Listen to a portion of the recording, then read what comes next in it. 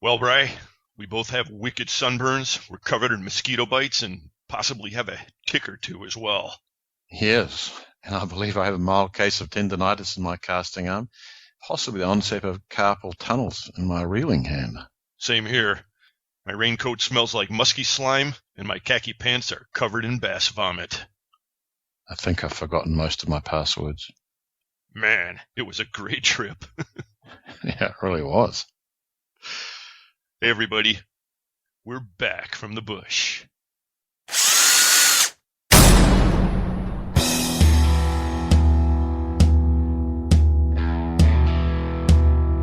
It's time for Fully Threaded Radio.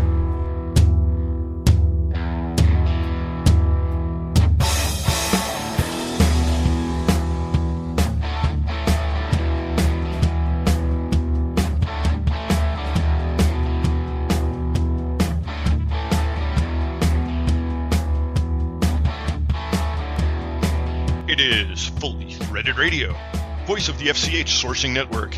This is the online, on-demand internet radio show regarded by many as a virtual cross-dock location for fastener information and related flummery.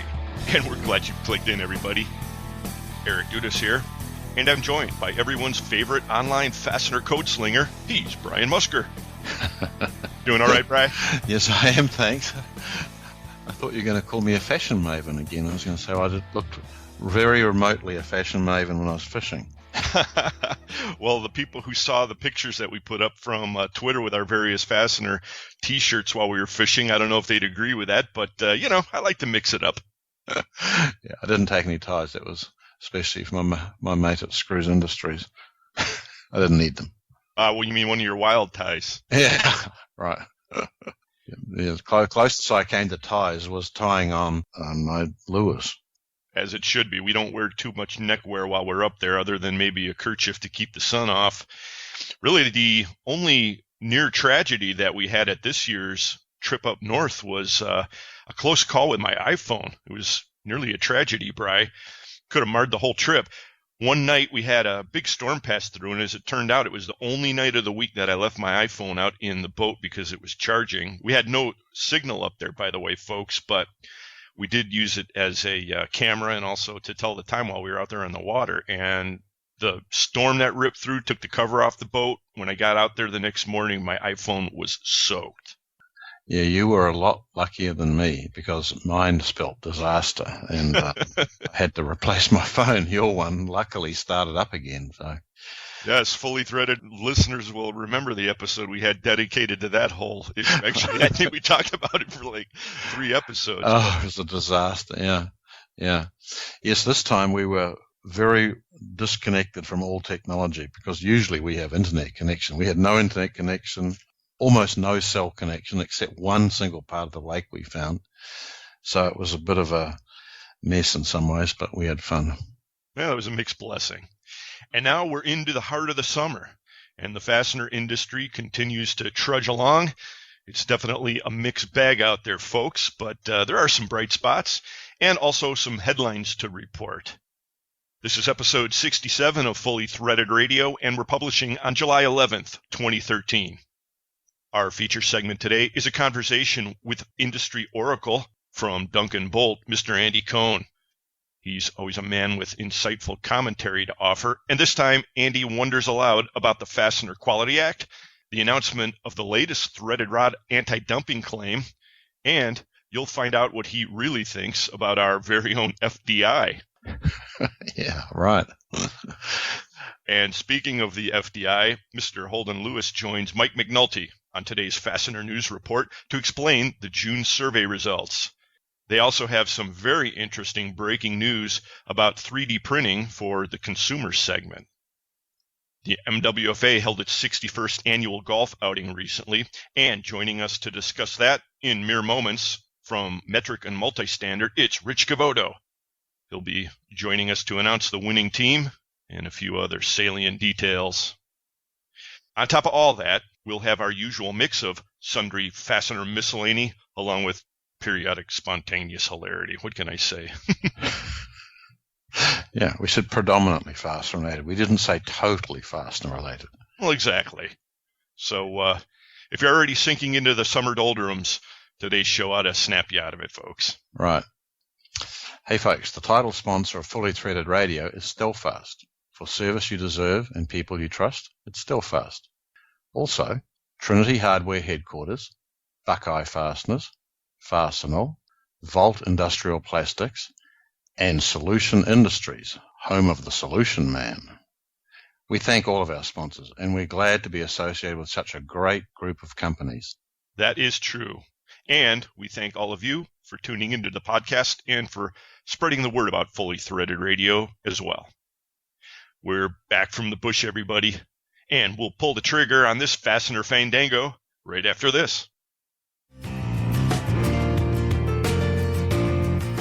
Looking for package fasteners of all kinds? How about specials or unique parts that no one seems to carry? At Trinity Hardware Headquarters, we believe in parts done right, and our new catalogue is available online at trinityhardwarehq.com, featuring over 30,000 different types of fasteners available in package quantities, product kits, and assortments, including hundreds of hard-to-find parts as well as the most popular inch and metric sizes. Trinity Hardware Headquarters has locations throughout the Midwest and South, and over 400,000 square feet of warehouse space with 18 million pounds of fasteners ready to fill your requirements. Our featured products include number 3 and number 7 head plow bolts, grade 5 and grade 8 carriage bolts, hook bolts, tap bolts, and nuts and washers of all kinds, plus much more. Visit our website at www.trinityhardwarehq.com or give Trinity Hardware Headquarters a call at 888-232-1010. Trinity Hardware Headquarters, for parts done right. Buckeye Fasteners and the Ohio Nut and Bolt Company have been servicing the fastener community since 1905. An employee-owned company for 33 years, we take great pride in the quality of products we sell, offering outstanding customer service from our very knowledgeable sales team members. Our standard product lines include braided weld screws, resistance weld fasteners, leg levelers, tube inserts, clevis pins, and various other fasteners. We have complete custom manufacturing capabilities in low carbon, medium carbon, and stainless steel materials, and our quality systems are registered to ISO standards. We also have an entire team of sourcing specialists able to locate those hard-to-find items with typically smaller minimums and shorter lead times than that of our competition. We offer same-day shipments from one of our warehouses, strategically located throughout the United States and Canada, enabling us to fulfill all your fastener needs in a very timely manner. To find out more about Buckeye Fasteners, please call us at 800-437-1689 or visit us on the web at buckeyefasteners.com. Buckeye Fasteners, product support from development to implementation.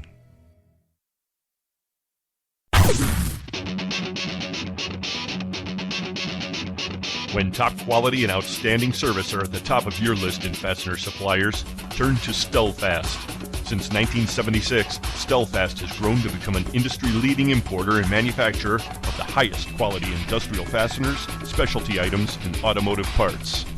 Our array of facilities across North America and in Asia, along with full quality control labs and ISO 9001-2008 certifications, ensure the highest quality parts, and at Stellfast, they're delivered with undisputed service excellence. We're family-run and dedicated to your success. Our customers have come to depend on the expertise of our staff and the quality of our products. We also offer a wide range of secondary services to meet some of the toughest requirements you might have. Contact Stellfast today through our website at www.stellfast.com and put us to work for you. Stellfast. Service you deserve, people you trust.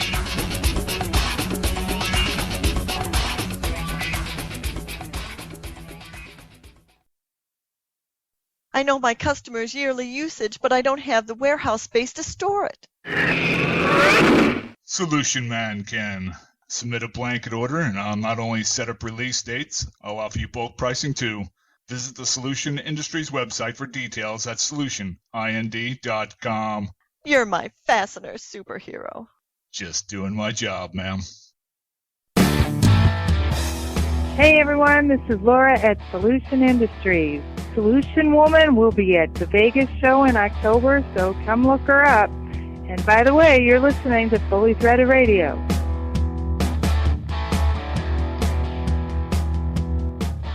Brian and Eric, you're fine fastener malingerers back with you.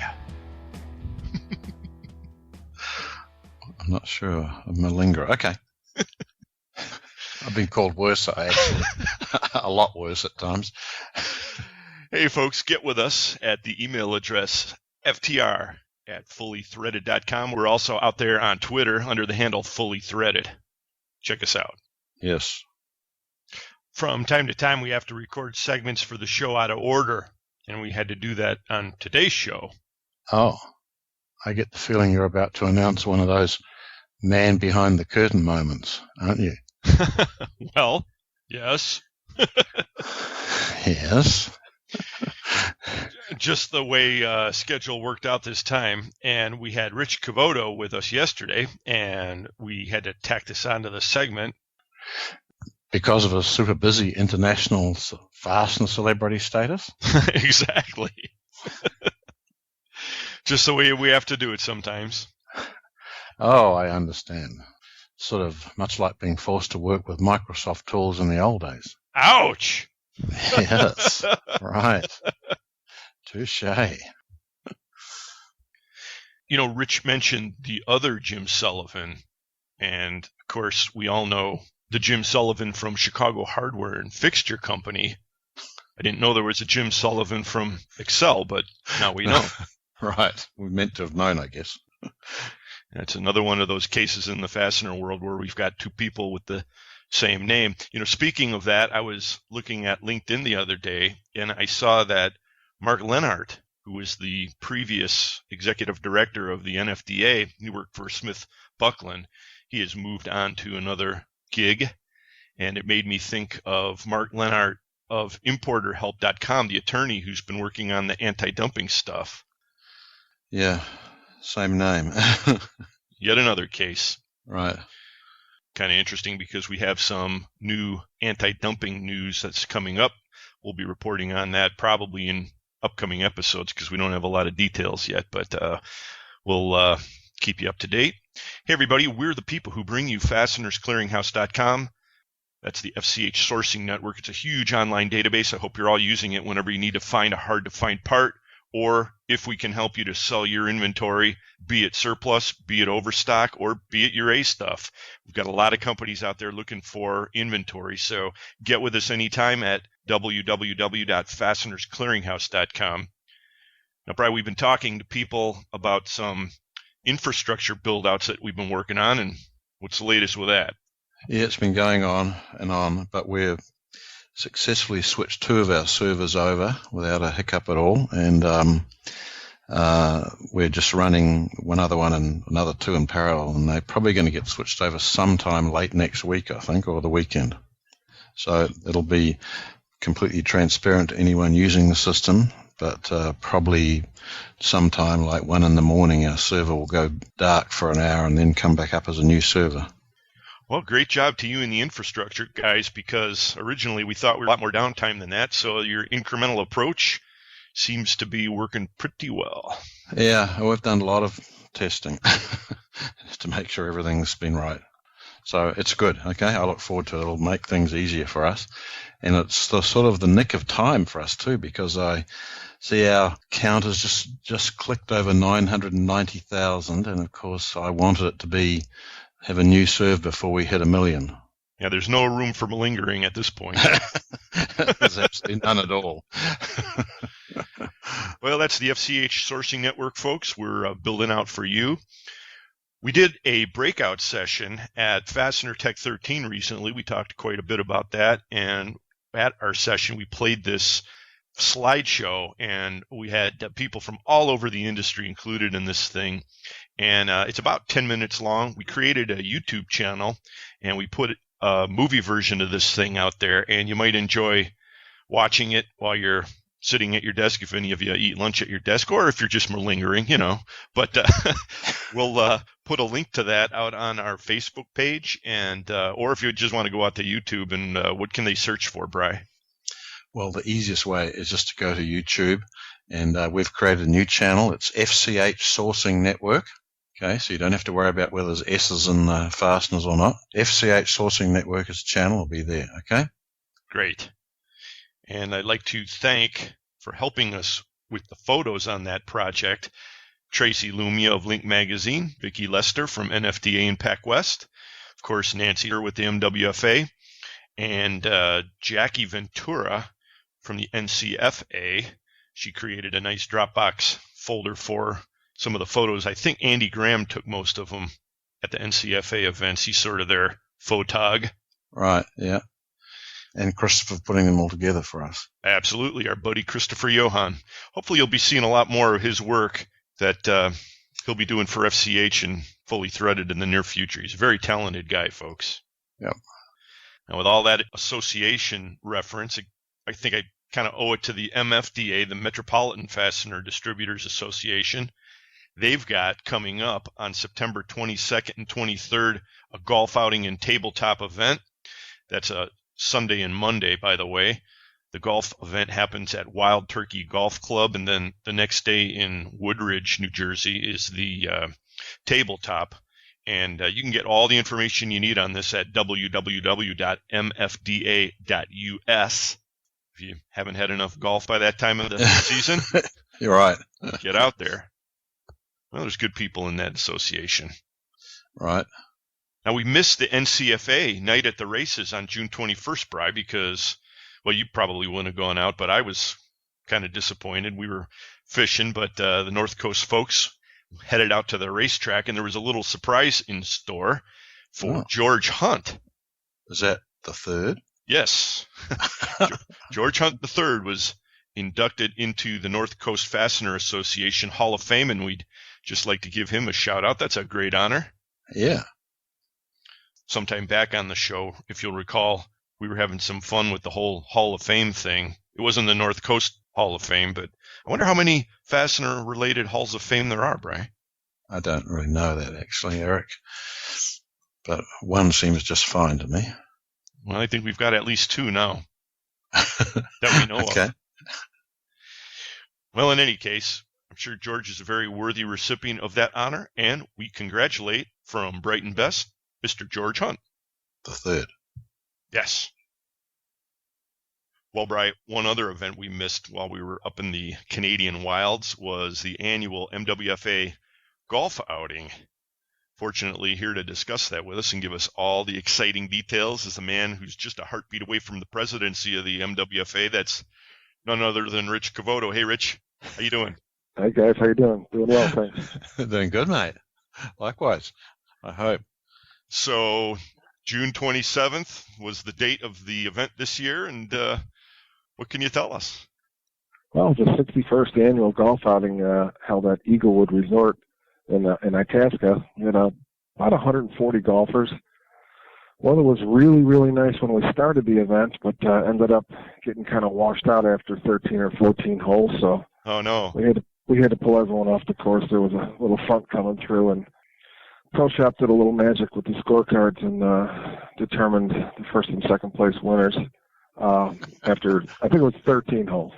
A little rain delay, but I should rain shortened, but it was a good time had by all.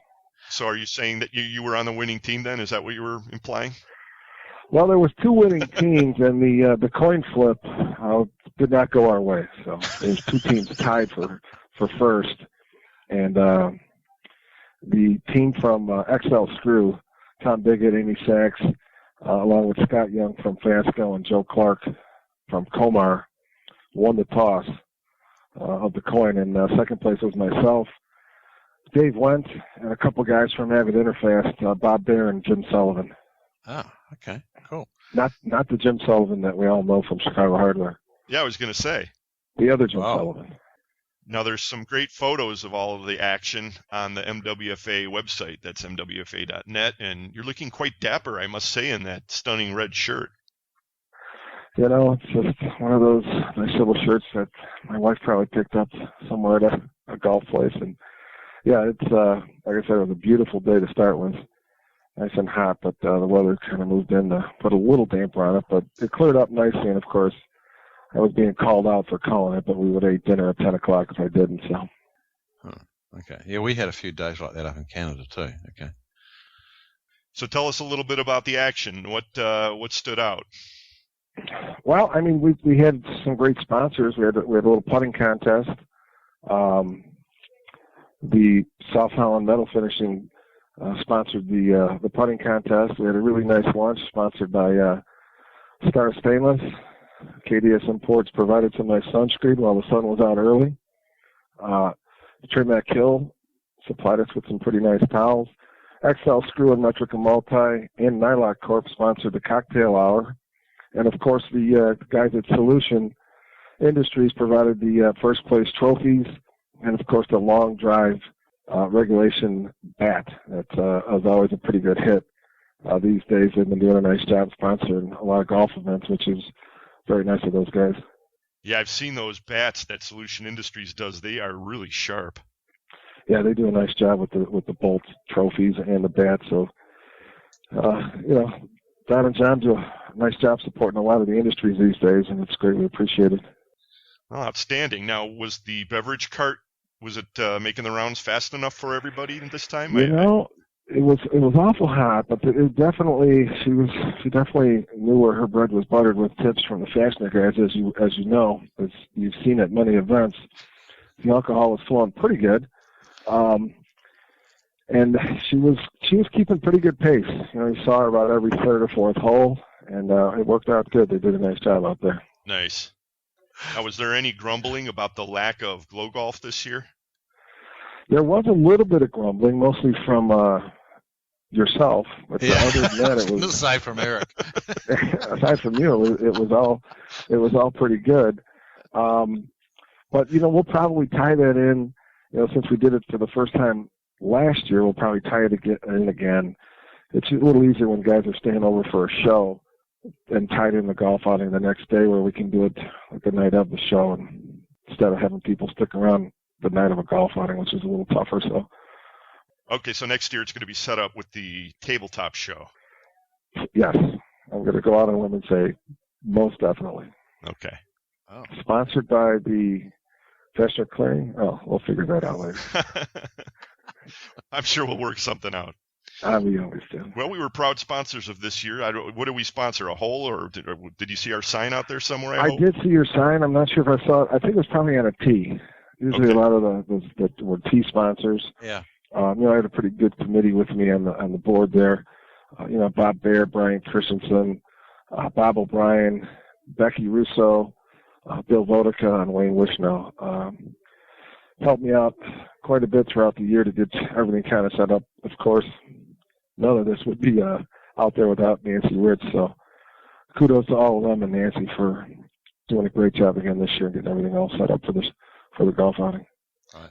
Good. Absolutely, right on the heels of the very successful Fastener Tech 13. Yeah. Yeah, it was, we're basically, everything goes to the education scholarship program, and we actually plan on hitting the 500,000 cumulative mark this year for the scholarship. So it's kind of exciting to hit that number throughout the Midwest Fastener tenure.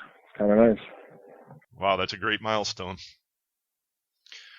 So that's the wrap-up of the golf outing. What does the MWFA have coming down the road? I know you guys are always up to exciting activities. Well, we actually have our Introduction to Fasteners class coming up, looks like September 12th. We're also doing a day at the races, September 19th, with the Midwest Fastener Association and the CASMI. We're going to do that at Arlington Park. And, of course, you can always grab all of our information on our calendar at www.mwfa.net, which has all of our information up there. Perfect. And again, the photos from the golf outing are out there, and man, Bob Baer has a really funky colored shirt there. Really, you guys are stunning bookends in that shot there, Rich. He might have been standing in the hole. He's awful short in that picture, isn't he? Maybe that was the gopher hole. Well, we'll have to quiz him on that in our next encounter. And Rich Cavoto, Metric and Multi-Standard, appreciate you joining us to give us the rundown. My pleasure. Anytime, guys. Thank you. We'll be right back with more Fully Threaded. They're like more cowbell for the fastener industry. Brian and Eric. Fully Threaded Radio. FastenersClearinghouse.com. Search and source from over 500,000 line items, or just a mouse click away and available at no charge. When the need arises, you won't find a better place to locate hard-to-find fastener inventory. It's where you need to be. This is Joe Truckee of Cal Fasteners, and Fasteners Clearinghouse works for us. This is Robert Wanzer, and Fasteners Clearinghouse works for American Imperial. This is Andy Pell from ScrewCrew.com, and FCH works for the fastener industry. Join the sourcing network now and show your inventory to a whole new market. Turn slow movers into cash. List up to 10,000 line items. Show them to distributors only or to the world. FastenersClearinghouse.com. It's where you need to be.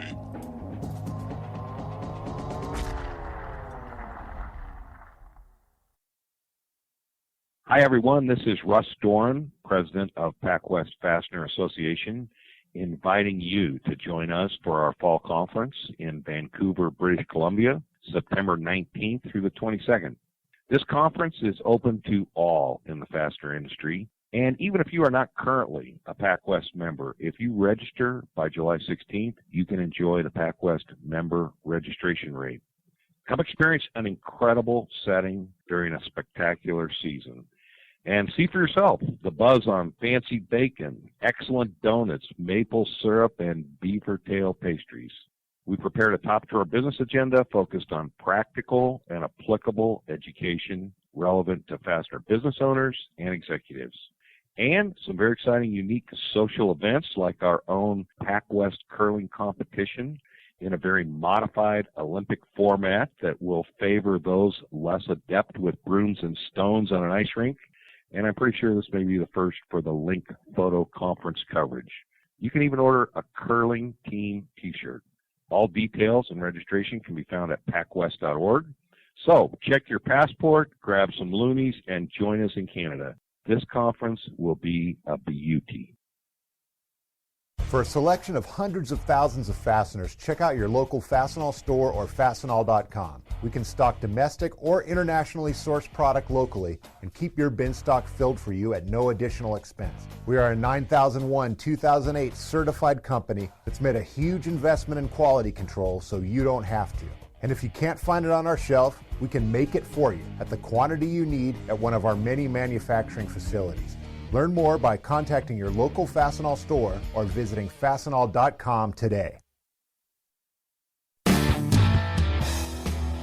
This is Ruth Dowling from Ningbo Jinding, wishing you a wonderful summer. You're listening to Fully Threaded Radio.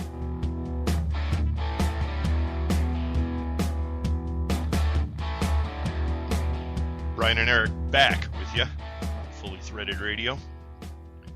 With some more predominantly fast-related info. That's correct, and this is kind of right down the middle of the lane on that subject. Mack Brooks has announced that they've got a new fastener show that they're offering, and it's going to be in Mexico City. Yes. Now, this is going to be taking place on March 12th and 13th, 2014. This is a new venue, and I guess all the NAFTA countries will be welcome to this thing, but all new from Mack Brooks. They're really taking over the planet outside of Vegas. Yeah, right. Yep. Details for this can be found at their website, which is macbrooks.co.uk. All kinds of international fastener news, Bri, even though we really watch North America most closely. Did you see Traveling Salesman's blog about Great Wall Motor? I did. I read that, and I thought originally they had a connection with GM, but that's a different one. So they're independent. Very interesting company philosophy. Yeah. Well, I mean, I thought it was a really great post by TS. Yeah. I especially liked where he said that he's involved in the great oil change of life, but that was kind of profound for his usual typical style. But I don't know. I have mixed feelings on the whole idea of comparing Chinese enterprises with those of the West, and I think there are a lot of reasons for that. But definitely a company that we're going to have to, it sounds like, keep our eyes on. Yes.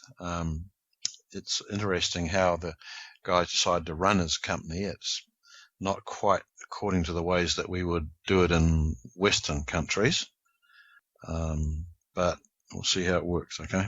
Well, yeah, because here you get fired. Over there they execute you and then harvest your organs and sell them to No, we'll put them on display in the body shows, okay? Well, if you haven't seen fastenerblog.net, it's well worth a look, folks. Hey, we've got the Fastener News right ahead, but before we get to that, we'd like to thank everybody out there for listening to Fully Threaded Radio. You're always welcome to put the podcast on your smartphone. There's instructions for that right on our website, which is fullythreaded.com. We appreciate you doing that. The numbers of people who do that are increasing, and thanks for doing it and spreading the word about the show. Right, and if you're using an iPhone, you should know that the whole podcast thing's a little bit easier because you can actually get these podcasts without having to sync your phone up now. And there's apparently a much better app. It costs you $2.99 that is 10 times better than the free one provided by Apple. So however you do it, remember that it's easier just to sit in your car and turn the podcast on and wend your way through the traffic with info. Good advice as always, Bri. Right. Up next with the Fastener News is a man who's at least 8 to 10 times as focused on fasteners as your average industry pundit. And I think you know who I mean, Bri. Mike McNulty. That's right. Thanks, Eric and Brian. This is Mike McNulty from Fastener Technology International Magazine, bringing you the Fastener News Report, which is sponsored today by Volt Industrial Plastics, makers of the world's finest plastic fasteners. After an extended 4th of July weekend of celebrating the USA, family, and friends, I am back, still focused on fasteners, and ready to deliver today's Fastener News Report. In today's top story, we're going to get the June 2013 results of FDI, also known as the Fastener Distributor Index. Also in today's report, we have newsmaker headlines from the Fastener Training Institute, the Industrial Fasteners Institute, the Gilchrist Foundation, Southwest Fastener, the NFDA, and the Las Vegas Fastener Show. We also have a back page report on energy prospects in the USA. We will get to all of that and the Fastener Distributor Index results for June right after this. Volt Industrial Plastics is the source for all your high-quality plastic fastener needs, and customer service is their #1 priority. With almost 1 million fasteners in stock and same-day shipping on stock items, Volt Industrial Plastics carries inventory so you don't have to.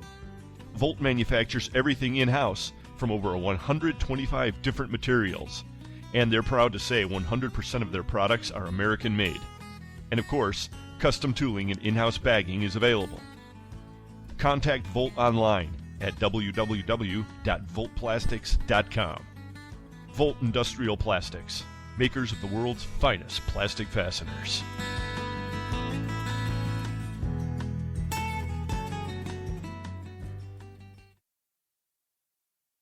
95,000 3/4 10 by 9 and 3/4 grade 8 zinc yellow tap bolts right away, but they're not a standard size. Solution Man Ken. I carry a wide variety of sizes and I can quickly cut them to any length. See Solution Industries website for details at solutionind.com. Using your bare hands? I do use a saw on smaller parts, actually. Back to the Fastener News Report with Mike McNulty. In June, the FDI quietly dropped to 51.3 versus 52.4 the previous month. The Fastener Distributor Index data is collected and analyzed by BB&T Capital Markets and the FCH Sourcing Network, and it seeks to identify demand, pricing, and outlook trends within the American fastener distribution industry.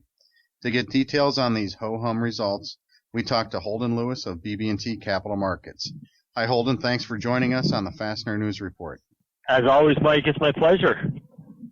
Now, what, if anything, is happening with these latest FDI results?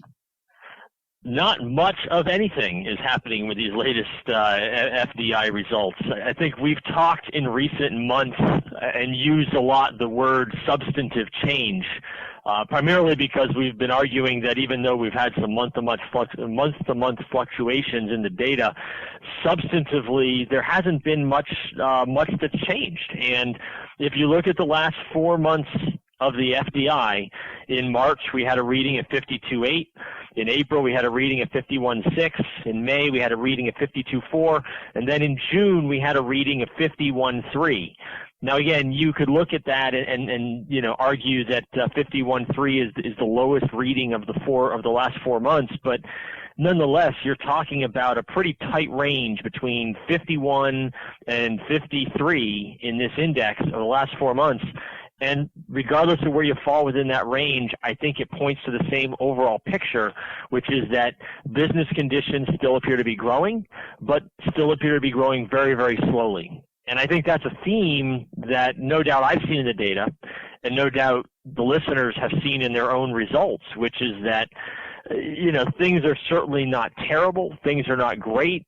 The environment just seems to be plugging along. And, when I look at these results, certainly the overall FDI result, that was the case. Even the sales component actually sort of came down to 50, which is straddling expansion, contraction. Customer inventories, still too low, but they were basically at the same level that we saw in May. So they're still too low, but they're not necessarily lower or higher than they were the prior month. So I tell you, as readings go, we would have to consider this one to have been a pretty boring one. Yeah, not a lot of change, and it's kind of like you say, oscillating right in that 50, right around the number 52, probably. Well, I think that's right. And the thing is, it'd be great, of course, if you didn't have a lot of change and a faster rate of growth, but I certainly know in analyzing companies in my business, and I have to think it's the same for people trying to run businesses, it's probably better to be having something that's somewhat stable and somewhat predictable than to be having wild swings and gyrations, much like we had through the sort of late 2010 decade and perhaps into last year. So, again, boring can be beautiful, I guess. I guess in what we're seeing right now, it gives people a sense of some predictability, some visibility, and perhaps the ability to do things they want in terms of customer-facing initiatives or what have you. So it's not much for us to write about. It makes perhaps for kind of a boring discussion in this type of forum, but it doesn't necessarily make for the worst environment for companies to be trying to operate in. Right. Now, in the data that you collected, was there anything that stood out as maybe a glaring weak spot or maybe a glimmer of hope on the other side of the coin? Yeah, I guess I would say two things. If there was anything that perhaps gave me a bit of pause, it would have been the 6-month outlook statement from folks. And when I say that, it's not because the results were bad. In fact, still there are twice as many folks who believe that 6 months from now business conditions will be better than there are, that think that they're going to be worse. So, I mean, it's still a good reading in the sense that far more people are optimistic than pessimistic. But what we did see, and again, I think this kind of gets back to people kind of just accepting the environment that we're in, is we saw a lot of people move from the camp of expecting better results 6 months from now into the camp of people just expecting the results to be pretty much the same. And so, again, that doesn't necessarily tell me that things are getting worse. It just tells me that the environment that we're seeing right now, increasingly that's becoming the environment that people are going to expect to see. Some of that optimism has simply, I think, leveled out at this point. And the good news is that the people who expect conditions to be worse 6 months from now, that didn't get any higher. In fact, that ticked down slightly. But clearly, again, I would still say that the risk of a downturn is still very remote, just as it has been for the past few months. But fewer people are sort of looking for a reacceleration in this reading at the same time. And so, we've talked in the past about maybe seeing some glimmers of optimistic things, and some of those are still there. Again, customer inventories didn't necessarily get leaner, but they're still very lean. The 6-month outlook is not as favorable as it was, but it's still better. But I mean, some of these things that I think maybe made us look at the data and say, some of the data is there might be some more positive things bubbling up around here than we originally thought. I would probably step back from that comment now and kind of suggest that maybe some of those precursors to better numbers are perhaps fizzling out a little bit. And now, we can sort of expect these low 50s into the near future. Now, I guess this week you've got a couple large distributors are going to be releasing their earnings reports this week. And are there any expectations there? Anything that you're looking to see? That's right. This week starts for me what we call earnings season, which happens 4 times a year for us, when companies report their quarterly earnings and sort of confess what their revenues and earnings and that sort of thing are. And tomorrow we're going to start that process when Fastenal and MSC Industrial both report numbers. So I think very salient reports to what our listeners tend to track. And I'm expecting that it's going to be a mildly difficult earnings season. What we've seen, we have a couple companies, Fastenal and Grainger, who both report their monthly numbers, their monthly daily sales rates. And anybody who's listening that's not aware of that, be aware that both companies every month tell investors in a public release, what their monthly DSR growth or contraction is, and those can both be gotten at Fastenal's and Grainger's websites. So if you're not aware that that's out there, be aware of it. It's a good thing to track, I think, given its relevance. But what we've seen continued sort of stability or moderation in the overall rate of growth on a month-to-month basis. We don't have the June data yet. The FDI tends to sort of get ahead of that. But, through May, we're seeing Grainger's data tending to soften a little bit the last couple months. We saw Fastenal's data stabilize, but, the comparisons are getting much easier, and stability against much easier comparisons is not a great thing. And so, and then MSC, who I might argue is the most industrial of the batch, we don't have data on them, but we do have some other sort of macro statistics suggesting that those revenues should still be under some pressure as well. So I think what we're going to see when we see these distributors report their numbers is you're going to see probably on balance modest revenue growth.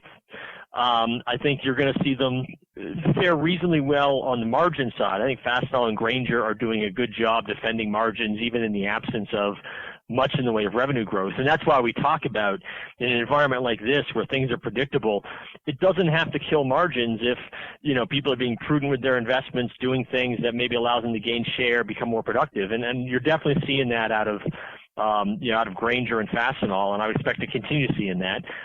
And, MSC, I guess, is the big question because MSC just has a lot of balls in the air. Weak environment for them, and they're sort of putting up a new distribution center to give them greater access to another part of the country.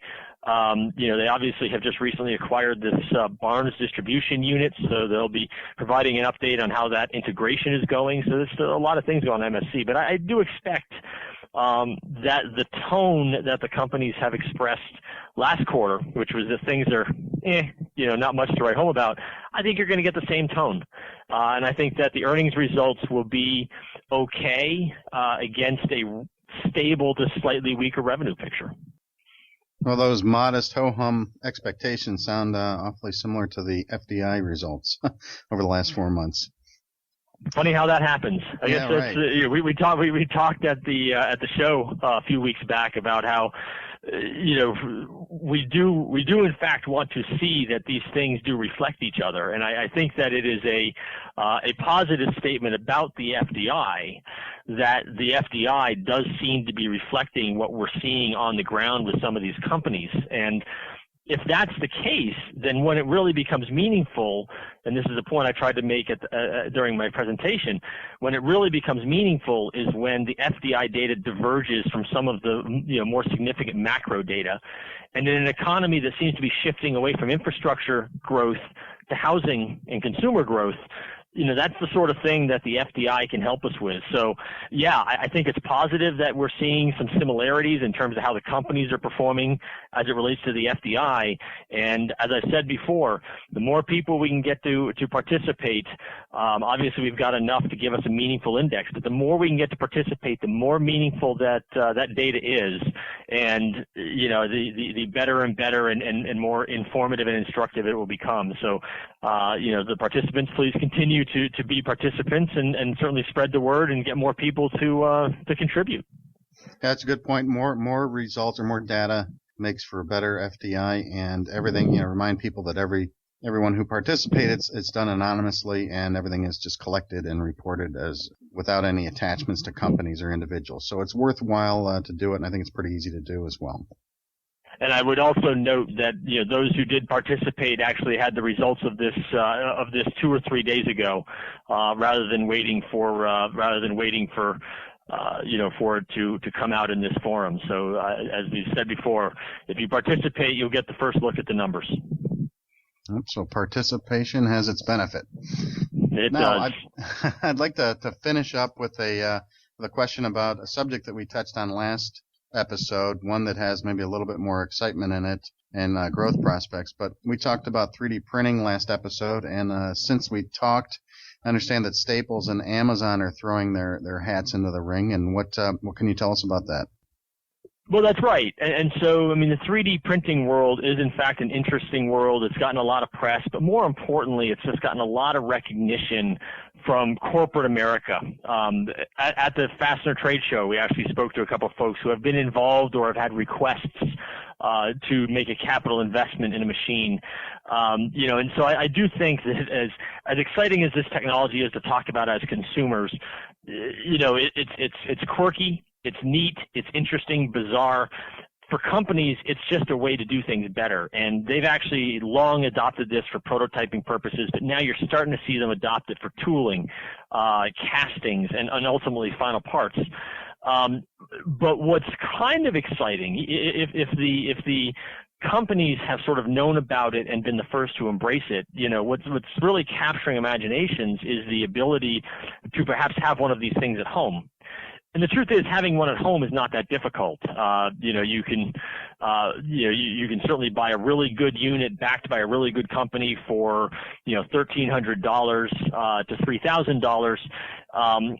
But, most people don't necessarily know where it is, haven't had exposure to it. And what we're beginning to see is a little bit more of a development of the consumer or retail channel for 3D printing. Staples has announced that they have begun to carry 3D printers. You can buy them on their websites. You can also go to their store. I'm not advocating. I'm just sort of noting that. Amazon came out the other day and said that they were going to begin to offer a suite of 3D printing stuff. But there's also various stores out there like iMaker in London that is specifically targeting the consumer.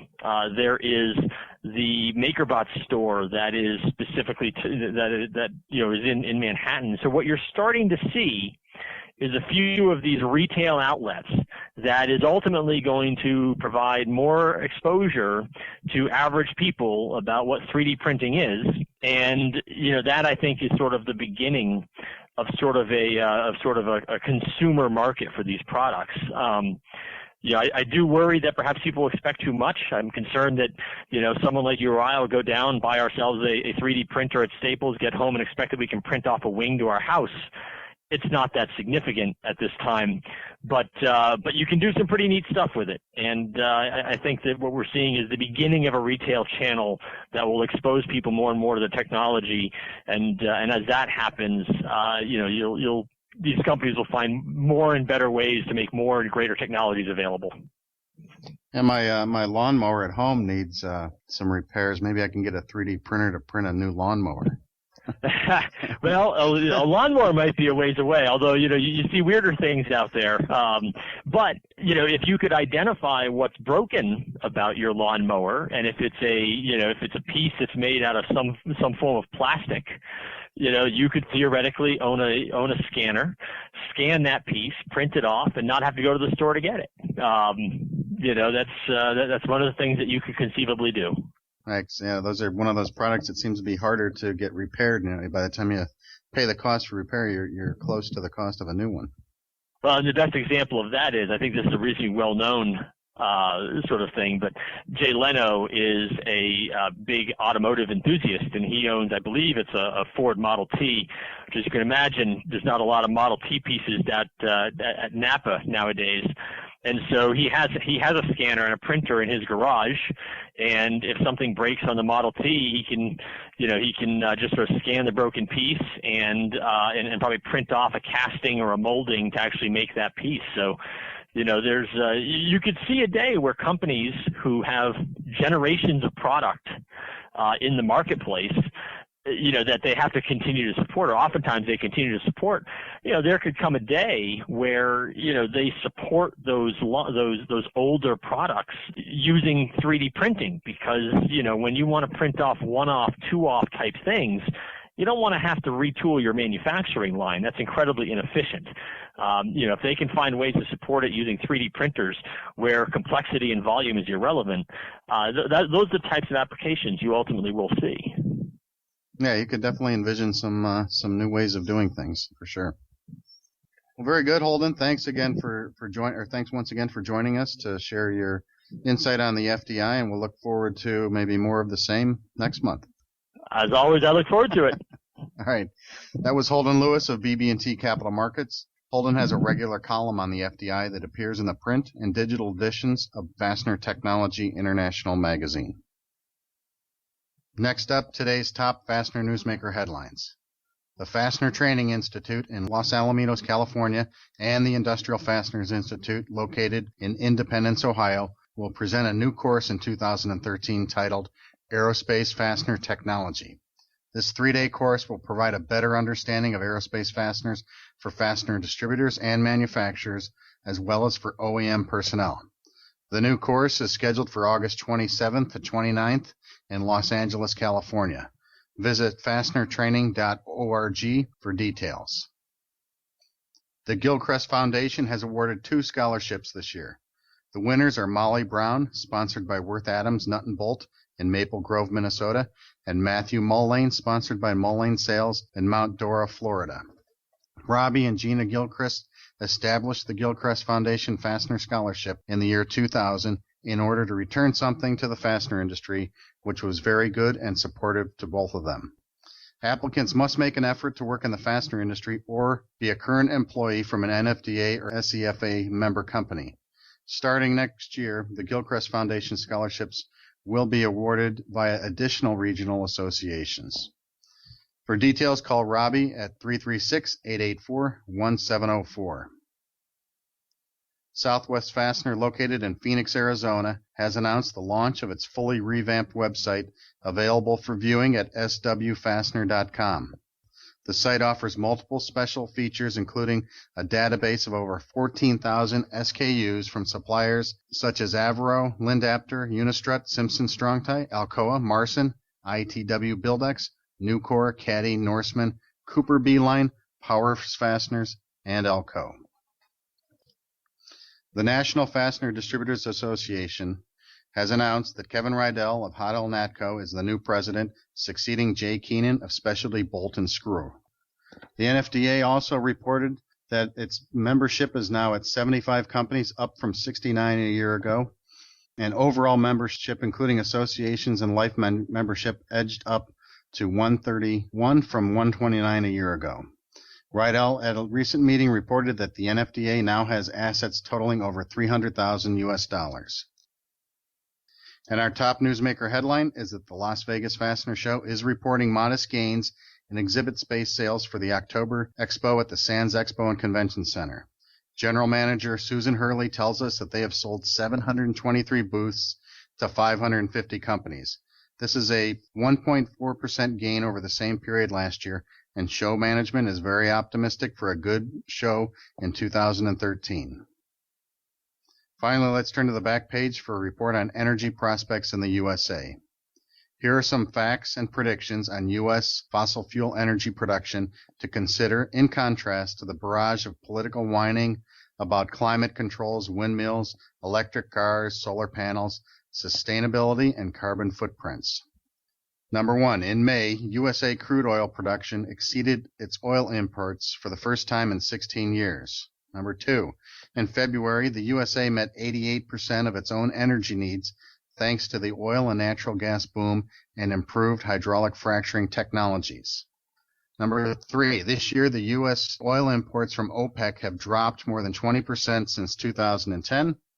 And finally, the predictions. The International Energy Agency predicts that the USA will become the world's largest oil producer in the next 7 years, and it will possibly become energy independent by the year 2035. Now, all of this information is encouraging, but my take on it is that the energy momentum in this country will soon be crushed if the EPA and other government agencies continue to demonize fossil fuels and impose stifling regulations and barriers against new energy and manufacturing technologies and operations. We currently have 3 branches of the government that are unconstitutional in their meddlesome efforts to create a modern-day utopia in the United States. If allowed, they will screw up the USA energy industry just like they are ruining healthcare and immigration, 2 former USA success stories. This has been Mike McNulty of Fastener Technology International bringing you the Fastener News Report. Remember to send your news, pictures, comments, corrections, or complaints to me at mcnulty@fastenertech.com.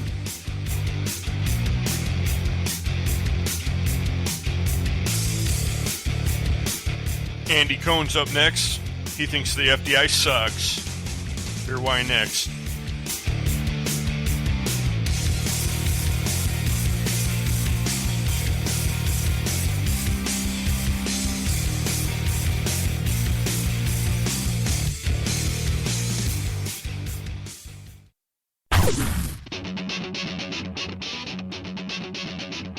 When top quality and outstanding service are at the top of your list in fastener suppliers, turn to Stellfast. Since 1976, Stellfast has grown to become an industry-leading importer and manufacturer of the highest quality industrial fasteners, specialty items, and automotive parts. Our array of facilities across North America and in Asia, along with full quality control labs and ISO 9001-2008 certifications, ensure the highest quality parts, and at Stellfast, they're delivered with undisputed service excellence. We're family-run and dedicated to your success. Our customers have come to depend on the expertise of our staff and the quality of our products. We also offer a wide range of secondary services to meet some of the toughest requirements you might have. Contact Stellfast today through our website at www.stellfast.com and put us to work for you. Stellfast. Service you deserve, people you trust.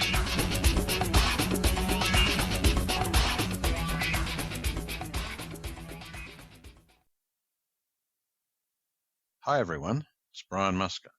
If you're listening to Fully Threaded, then you're no doubt aware of the FCH sourcing network found at fastenersclearinghouse.com. You've probably also heard about our legendary scrubber software that makes listing your inventory on FCH a snap. But have you heard about the new FCH SmartLink interface?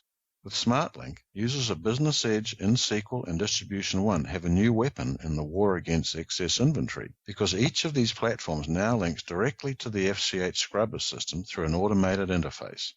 The best part is that this new tool is available at no additional charge to FCH members who use Business Edge, InSequel, or Distribution One.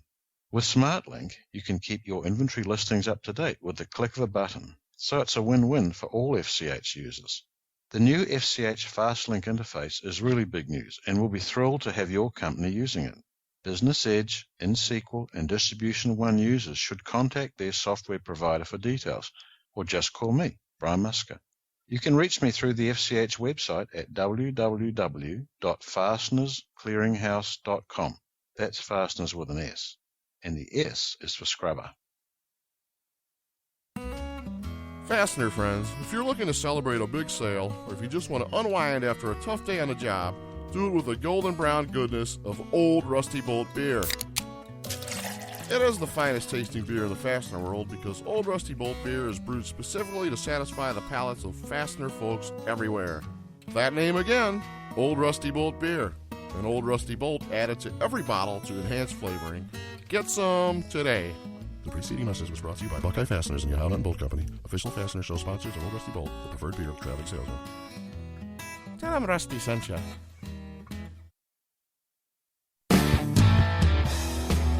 This is Steve Dunham from Sasco Fasteners, the Sasco Man in Medford, Oregon, and you're listening to Fully Threaded Radio.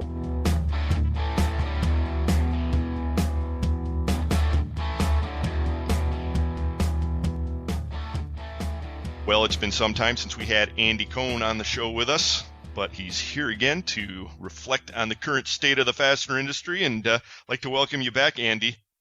Thank you very much, Eric. You, of course, are the big boss over there at Duncan Bolt, based out of Santa Fe Springs, California, and boy, it was great to see you out at Fastener Tech 13 in Chicago last month. It was quite a good show. It really was. I enjoyed it a lot. It was just right size. Didn't you think so? Didn't both of you think so? Yeah. No, I thought it was an energetic show. I think that people were sort of, energized and enthusiastic. I thought it was a great show, actually. And, of course, it didn't hurt to have the co-location with the NFDA this year, and I know you were attending that event as well. Before we get much farther into that, did you make it out for a game out at Wrigley again this time? We did. It's become a tradition. It's my one. That's about enough baseball for me every year. One game, and it was very weird because they've never had this happen before. But they got fogged in.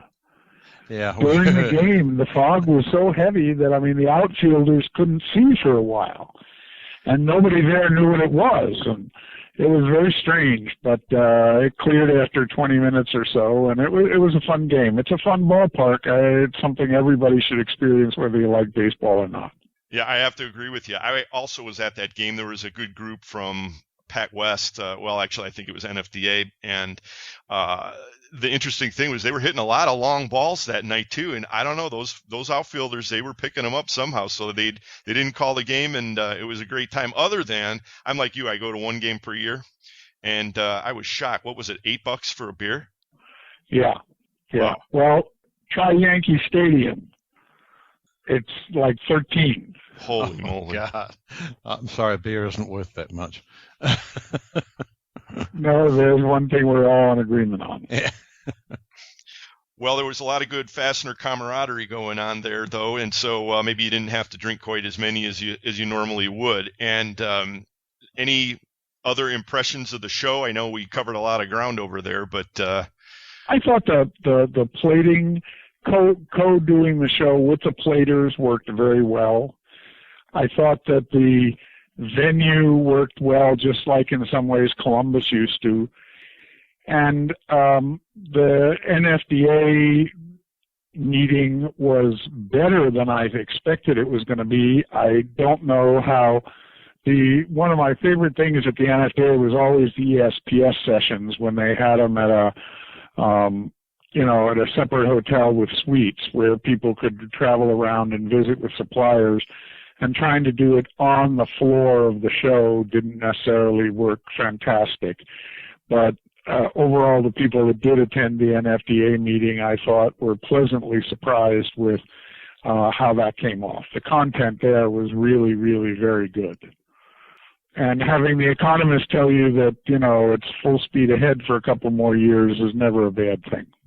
Yeah, I agree. We talked about that a little bit on the last episode. Yeah. I had a couple of cuts from the panel discussion where you were contributing from the audience, and unfortunately, at some point you got kind of enthusiastic in your points and you were waving the microphone around using it like a baton, and it didn't come out too good, so I couldn't put them on the show. Sorry, Andy.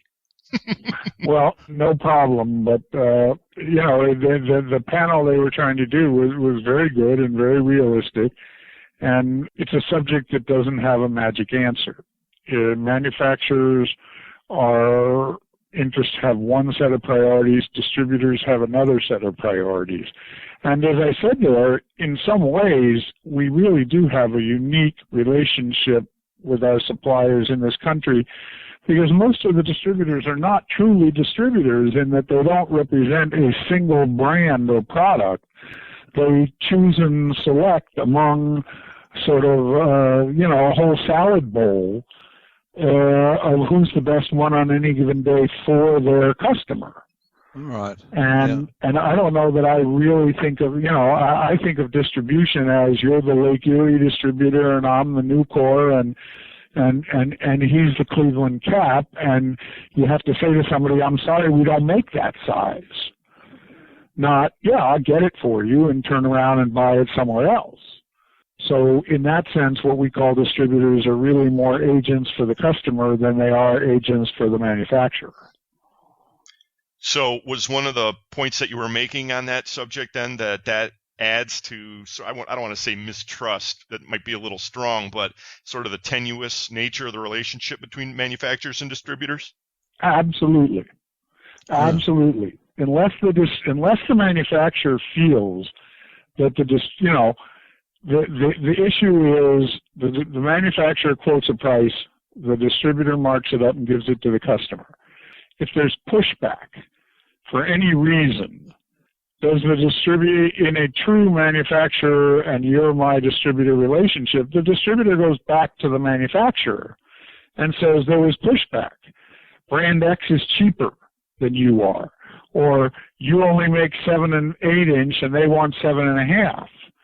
But the minute the manufacturer feels that what the distributor is going to do, what the genericized fastener distributor who offers a full market basket of all brands without any regard is going to do is just say, okay, well, you don't make 7.5, I'm switching to brand X. Right. If the manufacturer feels that that's their relationship, then they're never going to trust their distributor.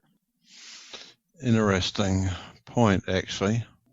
You know, I mean, we have relationships with suppliers where we do have that relationship, but it's few and far between. And, I mean, as I said, again, the fasteners have become genericized. Everything's in the IFI. It all comes from Asia. You know, it doesn't matter whether the keg is blue or red or yellow, it's the exact same bolt in there. So, in that sense, are you truly a distributor? But there are product lines where we represent a single manufacturer and we don't go to other suppliers for the customer. We tell the customer, I'm sorry, we can't do that. And in those situations, do you have a more solid relationship then? I guess you do. Much more. Much more. Well, do you think the NFDA is going to be able to do anything to improve that situation? I think it's something that they're looking at doing. I don't know if we had any takeaways from that conversation or not, but I mean, did anything stand out in your mind? What stands out in my mind is that the NFDA has always been schizophrenic in what it wanted to be. Okay. And it's always been torn between being the best and the brightest versus being a national voice. And it's hard to be both. It's hard to be both. But there's a need for both. And perhaps the new structure of the NFDA, which is to try and be more inclusive and do things with the regional associations, and then still have some events that are, we are having an executive summit in Maui in November, which is for people that want to get together and have the old-time NFDA meeting where they can rub shoulders with other like-minded, smart, intellectual, or golf-playing fastener owners and have a good time. Yeah, I'm trying to cover all the bases. Now, how long have you been involved with NFDA, Andy? I had joined the NFDA in about 20 years. Okay. Wow, that's good membership. Well, you've got your perspective very well in hand with that tenure, and of course you're also a regional association guy. You were a past president of the Pac West, and I think you were 2 years, right? I have been Pac West president a couple of times, yep. And there's a place for both. I mean, Pac West was started by guys from the West Coast who didn't want to go to Florida for a meeting. Right. Today, the associations are different, and there are a lot more regional and a lot more local associations. And, you know, there are different roles that those associations play. I think one of the things that Pac West has done really, really well is identify the fact that education, that this really is an industry. It's not a conglomeration of misfits, and that ongoing training for employees is an important thing and always will be, And I'm really proud to say that that's something where PacWest has led. And that's why ultimately PacWest created the Fastener Training Institute, because it got to be a big enough issue that it needed to be standalone, and because the other fastener associations weren't going to accept training from the Pacific West Fastener Association. But they will partner with FTI. And we're doing better and better programs and more of them. And you would just be amazed at how many people from all of the other fastener associations through IFI have been through fastener training courses this year. In giving them a plug, there's now, in addition to this week-long CFS class, there's an automotive fastener training, and coming sometime this fall, the first ever aerospace fastener classes by FTI. Yeah, I was real interested to hear that. Mike McNulty mentioned that on his news report, and that sounds very positive. Well, we're going to continue to support the Training Institute. We talked about it a lot in the last episode also, and they've been at it for 10 years, and maybe it's time the whole thing rip wide open. There's a need. It was very interesting talking to a couple of NFDA members about a year or two ago, where they had come into family businesses, but they were professionals from other fields before they got into their family fastener business. And one in particular was like, okay, well, where do I go for training? And his father said, to the warehouse. And I said, what do you mean? And he said, well, the way you train people in the fastener business is you put them in the warehouse for 5 years so they can learn about pulling orders and bolts and nuts and the difference between the different kinds. And this particular gentleman, who I'm going to keep nameless, said, no, that's ridiculous. You go for training, don't you? And his father was like, no, there's no such thing. And he was incredulous and quite insistent that that wasn't the way to proceed. Or perhaps the better way to put it would be, that wasn't any way to run a business. Yeah. So there are things leaking in from outside the fastener industry, and that's a good thing. Now, a couple minutes ago, you mentioned the revitalized or reformulated NFDA, and before we started recording, you mentioned that an announcement has just come out. It's kind of breaking news, actually, and the NFDA is taking a stand on an important national issue. What do you have to say about that? Well, I want to be careful because I don't know that much, but basically about 2 weeks ago, a complaint, an anti-dumping complaint was filed with the International Tariff Commission, the United States Department of Commerce International Trade Commission, seeking anti-dumping duties against low-carbon threaded rod imported from Thailand and India. And that was filed by a couple of domestic manufacturers of those products. And most people who've been around the fastener business have seen these come and go, and they do happen. I'm not really qualified to speak to the merits of this case or not, but I was very surprised, and pleasantly so, that the NFDA put out a position paper on that this morning and said, and took a stand. And just the fact that the NFDA said, we're deep down underneath, there was merit on both sides, but we're an association primarily of distributors, and what our role should be to take a look at, what's the best for our members. Correct. And I'm glad to hear them doing that. Right. That is. But I'm going to refrain from reading the copy, and anybody who listens to this is going to have to Google themselves to find out what their position paper is, or join. Even better. Okay, there's your membership plug. I thought Tom Buddenbone was meant to be doing that. Yeah, but it is good to see that sort of thing happening. I mean, you're a national group, and you need to be doing this. So you're not going to be in a position to make everybody happy on everything, but that's the nature of all things political, and this ultimately comes down to something like that. Well, in that same vein, we were talking about another issue that I guess is pretty relevant to this whole topic, because you have really a global footprint, and you probably have a lot to say about it, and that's the Fastener Quality Act. And you were telling me earlier that, in your opinion, a little bit of that seems to have fallen by the wayside, or it's not being observed as carefully as it once was, and that's something that's concerning you a little bit.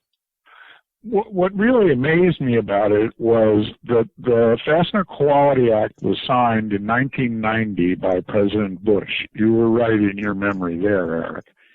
And that's 23 years ago?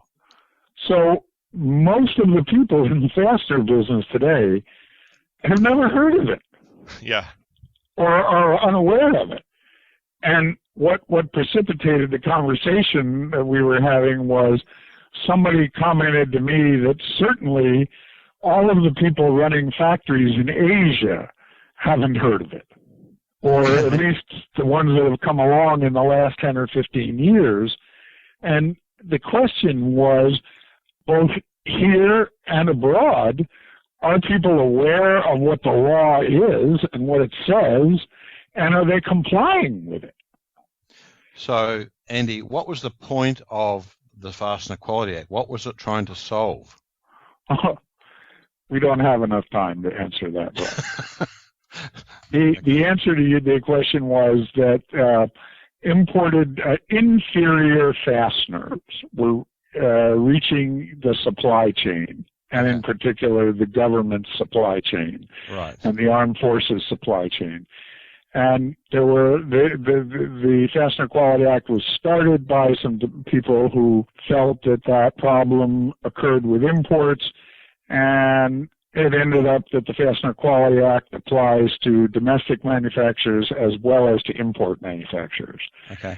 The issue that I'm referring to specifically is that the amendments to the FQA make it pretty easy for a serious manufacturer to live with it. I'm not going to say circumvent it or ignore it, but basically if you have an ISO approved quality system, you can live with the FQA. But there is a provision of it that says that you can't sell a fastener in the United States without, if it's to a specification that requires a head mark, that head mark has to be a registered head mark. So if Eric Dudas wanted to start the ED Fastener Company, he could head grade 8 hex heads, but he better put ED or something on the head so it can be identified. Right. And that marking he can either do by trademarking it or by a very simple way of registering it with the Patent and Trademark Office, which only costs $50 or $100. But they do maintain a list of qualified insignia. Mm-hmm. I'd probably go with ELD, though, Andy, to avoid any embarrassing stigma. Yeah, there you go. Or probably ED has been already patented by somebody or trademarked by somebody. But the reality of it is that to be legal for sale in the United States, it has to be a registered insignia. The idea being that if there was ever a problem, there isn't really a question of who you bought it from. There's a question of who made this bolt. Oh, Eric did, and I can look it up on that list. And everybody pretty well understood that, and the manufacturers overseas as well as domestically who didn't have registered insignias did sign up with the Patent and Trademark Office and get one.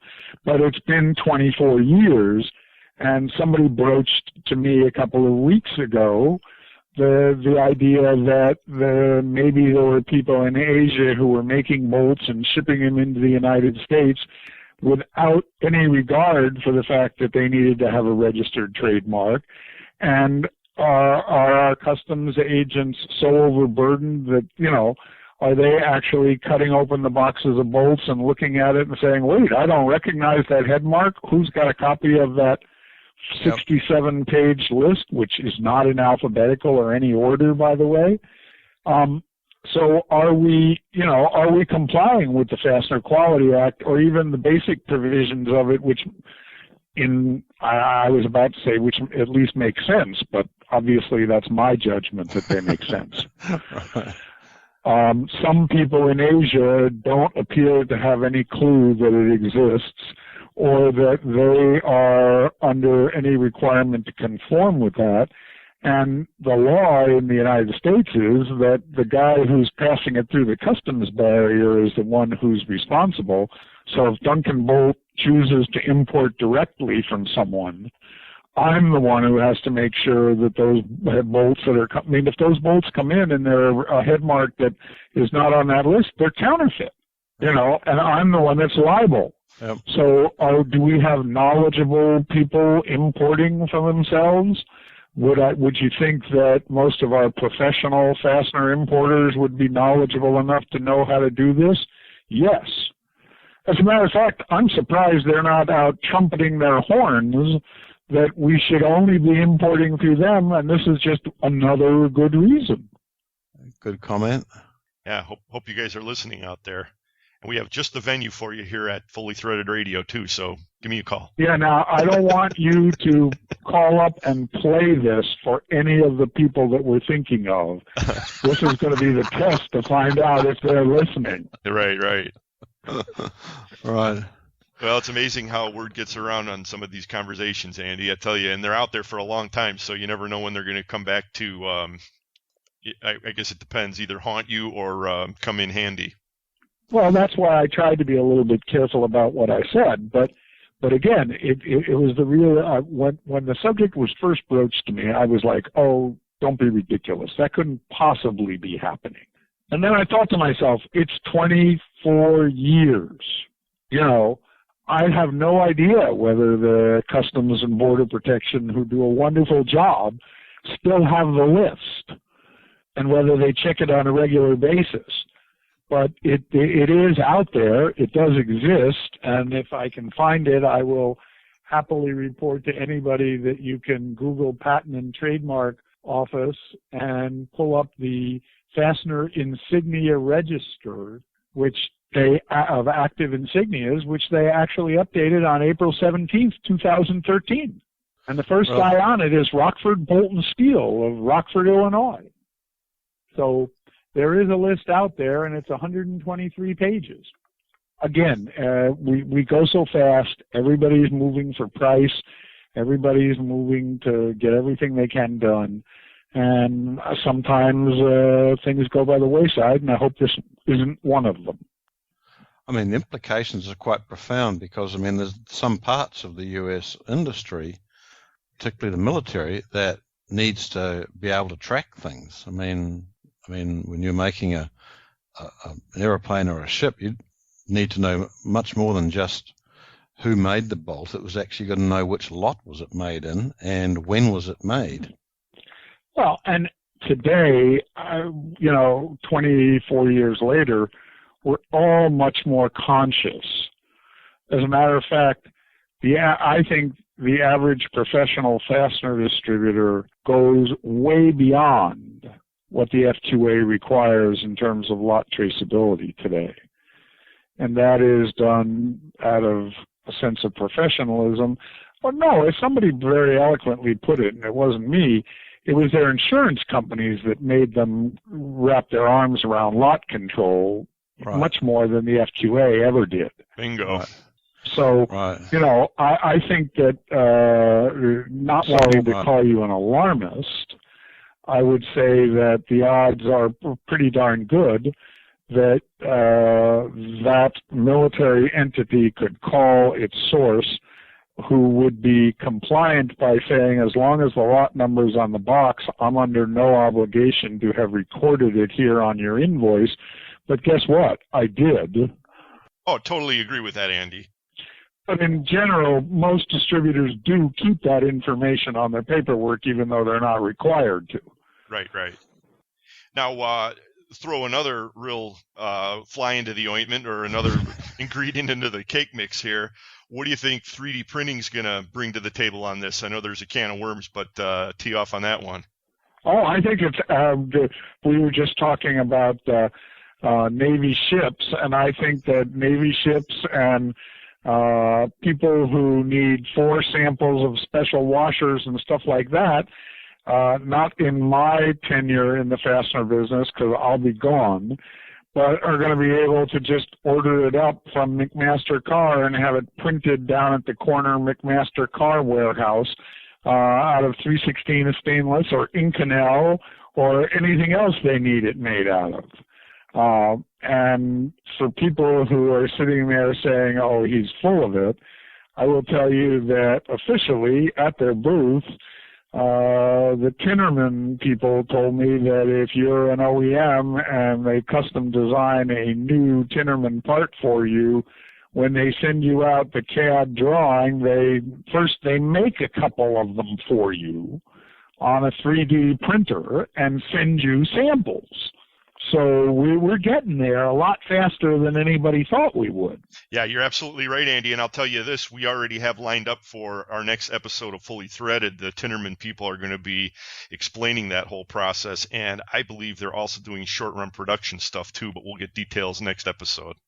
Yeah. And wow. So again, I was going to say that the National Aeronautics and Space Administration is testing and has been testing for the last, I think, 5 months, a 3D printer that works in zero gravity.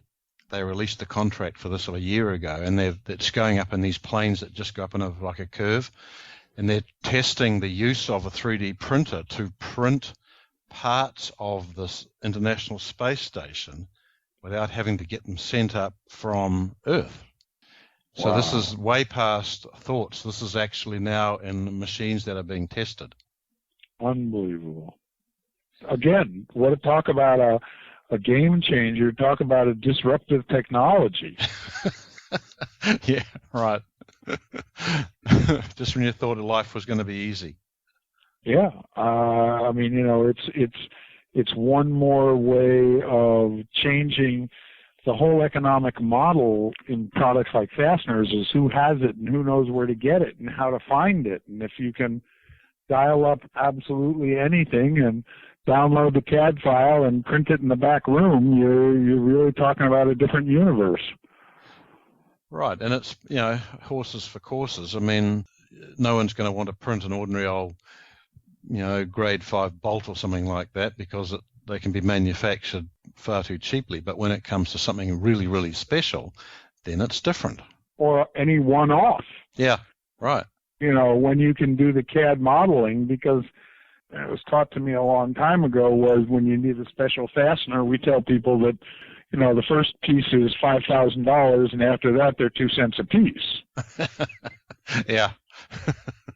But if a talented person can sit down and draw it, or pull down the drawing of it or buy the drawing of it, the CAD file of it, and print out 4 pieces without having to pay that $5,000, that really is a game changer. Right. Or download the necessary 3D drawing from Thingiverse, as I did, to print out my 5/8 bolt that we showed off at the Fastener Tech. Yeah, I think, Andy, at the beginning of this part of the conversation, you said you were going to be long gone from the industry. I don't know. I don't think you're going to be long gone. You're going to be still in it, okay? Yeah. That's too scary. Yeah. That's too scary. I'm still trying to learn how to download music onto my MP3 player. Ah. Yeah, well, there's this thing called Napster. No. Well, Andy Cohn, you are the big boss over there at Duncan Bolt, and I was glancing at your website earlier. Got some new things going on. You're doing some kitting now. We are indeed doing some special packaging and kitting at the request of a couple of customers, and that's been an interesting experience to learn. And we've got a customer asking us to follow him down to Mexico, so we just opened a warehouse in Querétaro, Mexico, which is a beautiful old colonial town just outside of Mexico City. And that's up and running. Yes, and we announced earlier in the show that Mack Brooks is having a show there beginning in March 2014. You're going to be heading down there for that, Andy? I don't know. It's a small market down there, and I just don't know how a fastener show is going to go. I admire them for continuing to try and do stuff like that. We'll probably have somebody go to it. The Mexican market is very different than the United States model. The people up here along the border, buy in Dallas and Houston and Los Angeles just like they were in the United States. But the people in southern Mexico, they go to market differently. It'll be interesting to see what happens with that show. Yeah, well, it's pretty much a situation these days where we've got the Vegas show and Matt Brooks has got the rest of the planet, but I'll be interested to hear. What did you tell me earlier? You heard that it was 50 booths that they had available? Yeah, 50 or 60 booths that they were shooting for. Okay, well, we'll keep our eyes on that one. What are you seeing out there at Duncan? I mean, in terms of overall businesses, it seemed like it's jiving with the FDI number? Our business is pretty good. I don't think that the FDI number is necessarily reflective and accurate. And I wonder, just even talking to people in the Midwest, if that most of them find business pretty good, but I don't see that popping up on your screen that way. Well, the FDI, remember, has a built-in leveling factor, which was meant to deal with future activity more so than this current activity. So it's meant to indicate what you think things are going to be like in the future. Well, again, if you were at the NFDA meeting, the ITR people, which is the Institute for Trend Research, certainly feel that with the exception of a small dip sometime in the middle of next year, that economically and manufacturing-wise, we should be okay for the next couple of years. So I will keep my fingers crossed and hope that they're right. Meanwhile, we'll have a talk to Holden to work out what's going on. So Andy Cohn doesn't think the number's right. Please explain. Well, we appreciate the unvarnished input, that's for sure, and we'll see. I mean, these numbers are the data is building, and I'd be surprised if over time we don't see a trend developing, particularly with the relationship to the PMI, and we've talked with Holden about that many times. All right. Well, I look forward to it. And we'll look forward to talking to you next time, Andy Cohn. It's been a while since we had you on, but it's always enlightening, and I know we could spend several hours at this, but why don't we put a cap on this one, and I'll just thank you once again. It's duncanbolt.com if you want to get in touch with Andy, and best of luck to you. Yes. Thanks very much to both of you. Okay, thanks, Andy.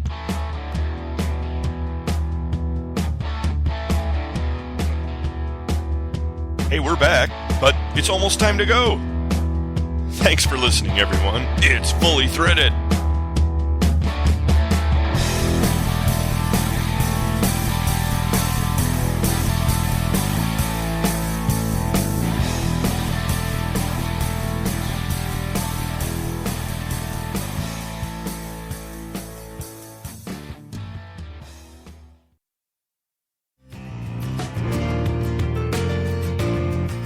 Looking for package fasteners of all kinds? How about specials or unique parts that no one seems to carry? At Trinity Hardware Headquarters, we believe in parts done right, and our new catalogue is available online at trinityhardwarehq.com, featuring over 30,000 different types of fasteners available in package quantities, product kits, and assortments, including hundreds of hard-to-find parts as well as the most popular inch and metric sizes. Trinity Hardware Headquarters has locations throughout the Midwest and South and over 400,000 square feet of warehouse space with 18 million pounds of fasteners ready to fill your requirements. Our featured products include number 3 and number 7 head plow bolts, grade 5 and grade 8 carriage bolts, hook bolts, tap bolts, and nuts and washers of all kinds, plus much more.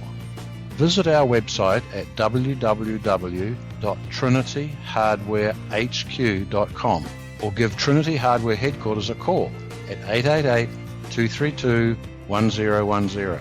Trinity Hardware Headquarters, for parts done right.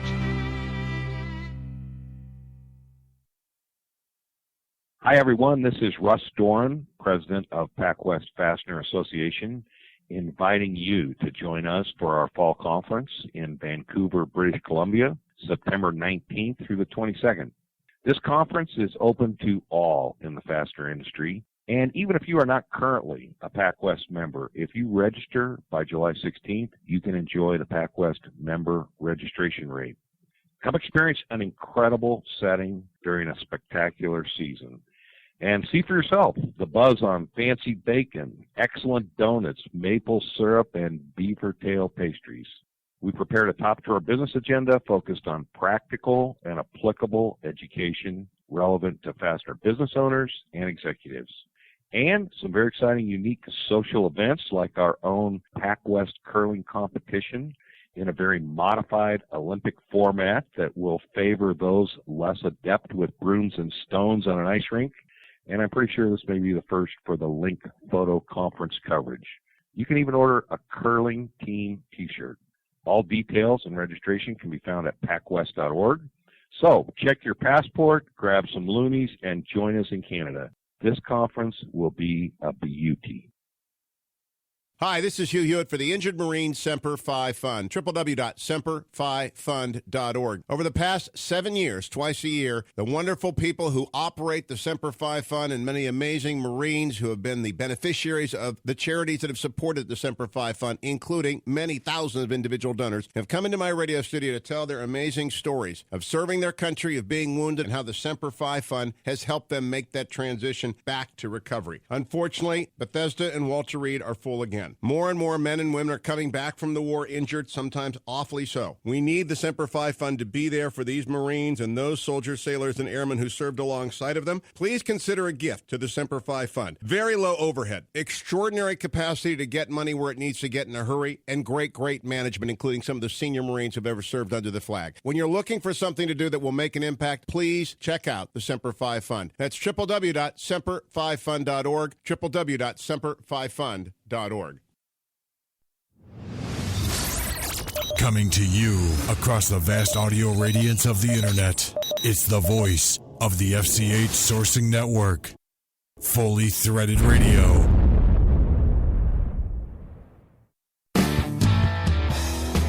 Hey, this is Clayton Allen from Buckeye Fasteners in Cleveland, Ohio, and you're listening to Fully Threaded Radio.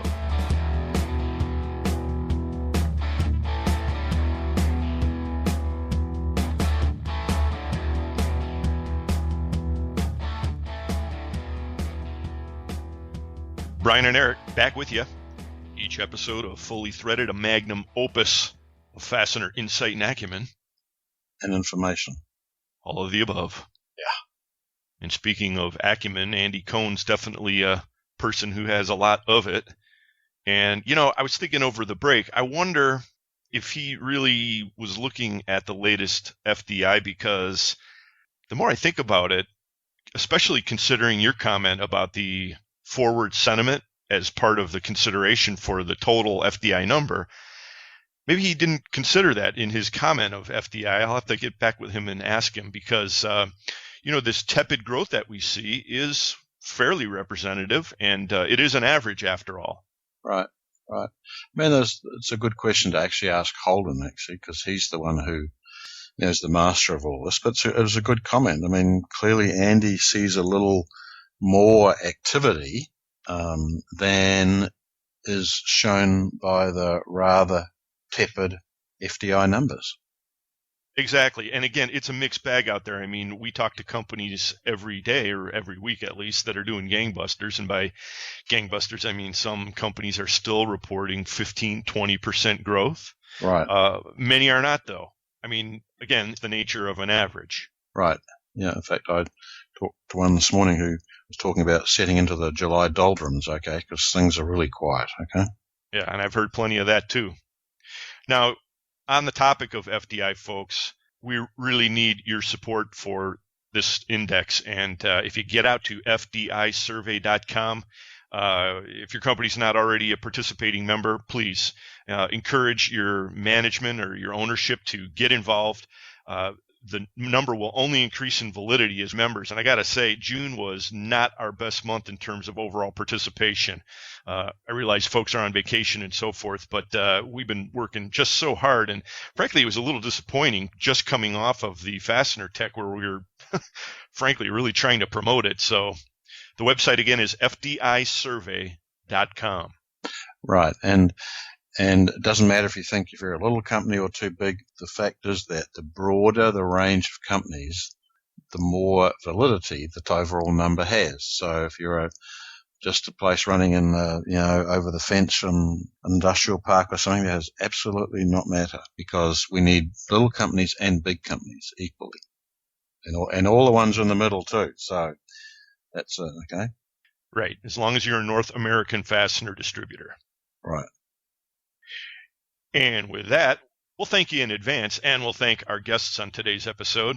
And they were Mr. Andy Cohn from Duncan Bolt, also Rich Cavoto from Metric and Multi-Standard and the MWFA, and, of course, Mr. Holden Lewis from BB&T Capital Markets, and Mike McNulty of Fastener Technology International Magazine. The sponsors on today's episode were Stelfast. For service you deserve and people you trust, it's Stelfast.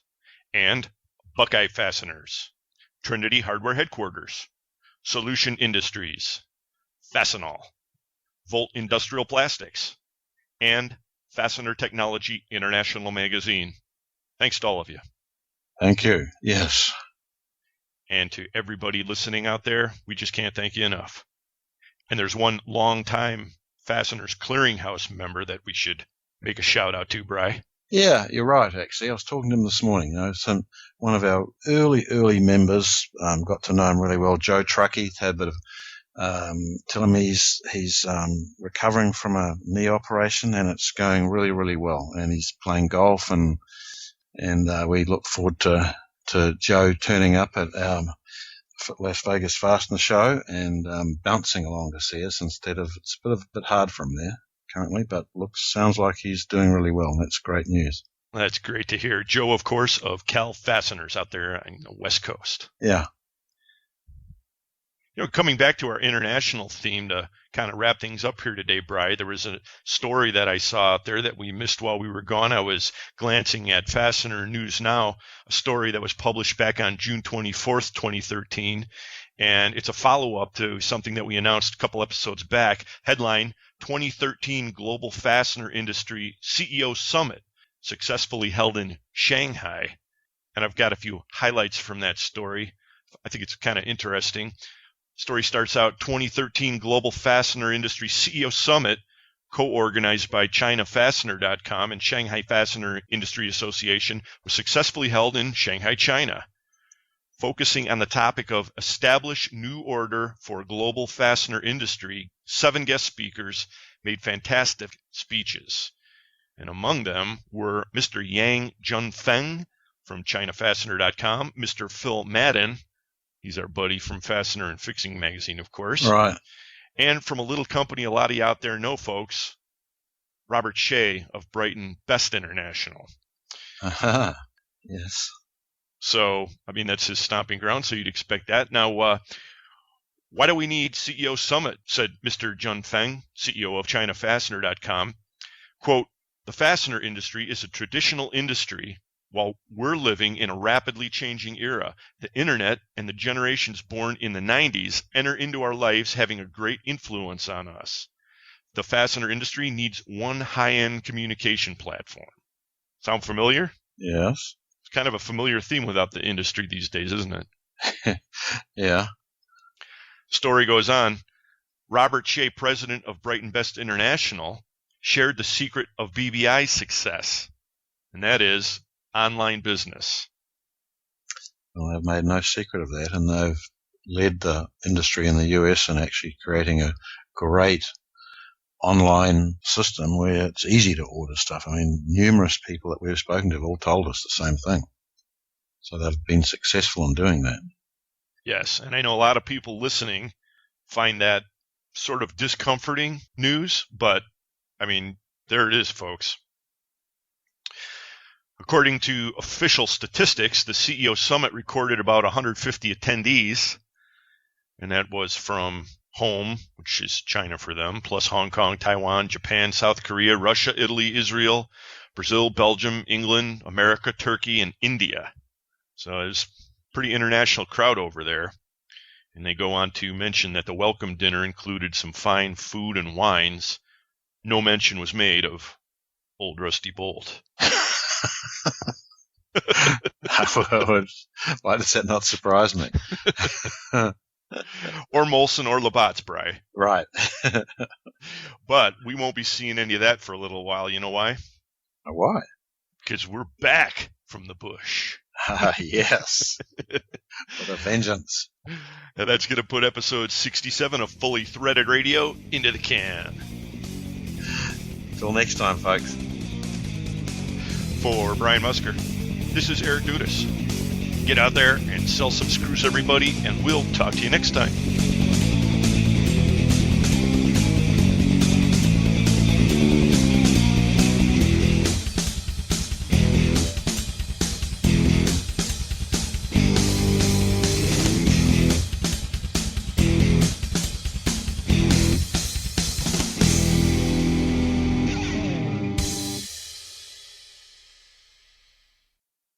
Fully Threaded Radio is a production of Fastener's Clearinghouse. Music provided by Audionautics.